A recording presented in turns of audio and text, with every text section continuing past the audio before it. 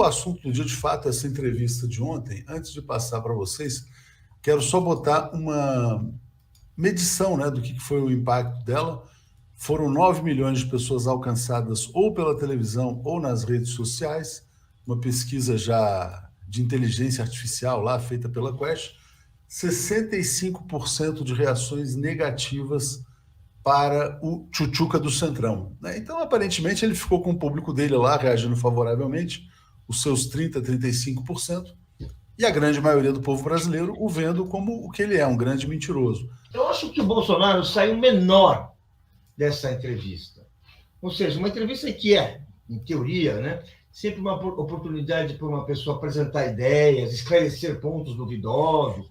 Na verdade, ficou claro que ele mentiu 2 vezes na entrevista e ficou claro que ele não respeita o voto, o sistema de voto adotado no Brasil há décadas e que tem funcionado sem nenhuma queixa, nenhuma reclamação relevante. Ele, mais uma vez, fala que ele vai aceitar os resultados se as eleições forem limpas, né? Esse foi o termo que ele empregou. Ou seja, ele saiu menor. Essa entrevista numa televisão como a Globo poderia ser uma oportunidade dele crescer, ele não cresceu.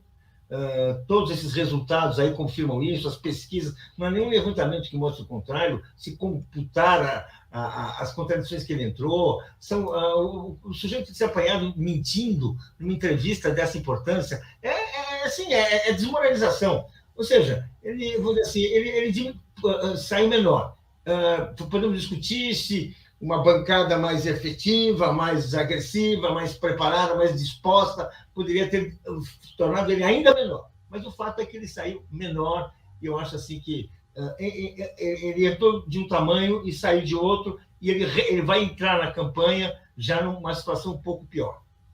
Foram pelo menos 2 mentiras flagrantes, né? Aquela de que ele não teria debochado dos mortos pela Covid, e todo mundo circulou o vídeo ontem, e a de que ele não teria também xingado os ministros do Supremo. Xingou, todo mundo sabe disso, ele faz isso todo dia, né? Mas teve coisas muito grotescas, né? Aquela cola que ele levou na mão, né? O despreparo e as falas idiotas, né? Quer dizer, é triste ver que o Brasil tem um imbecil completo na presidência. A colinha dele na mão lá, ó. Primeiro que ele saiu como grande mentiroso. Não foram 2 ou 3 mentiras, foram uma mentira a cada 3 minutos, segundo a medição dos órgãos competentes que mediram as mentiras dele. Ele mentiu do começo ao fim. Ele mentiu muito. Mentiu sobre a falta de ar, mentiu sobre oxigênio em Manaus, mentiu sobre desmatamento. Disse que a França está queimando.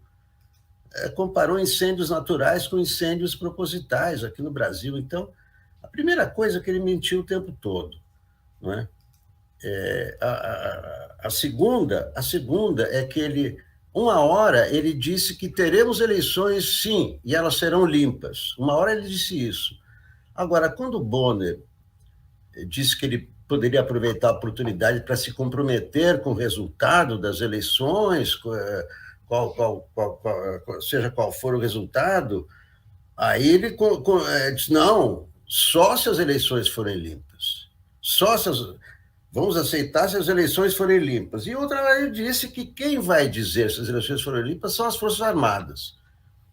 Então, declarações golpistas, ele repetiu o discurso sobre desconfiança das urnas, de novo, mentiu dizendo que a Rosa Weber engavetou uma ação contra uma ação que colocava dúvida sobre as urnas, que foi, na verdade, uma ação de um sujeito aí que não tinha fundamento nenhum. Então, ele não se comprometeu com eleições, quer dizer, foi um antidemocrata. Depois, ele justificou os atos antidemocratas dos seus aliados. Não, quando eles falam em fechar o Congresso, é liberdade de expressão.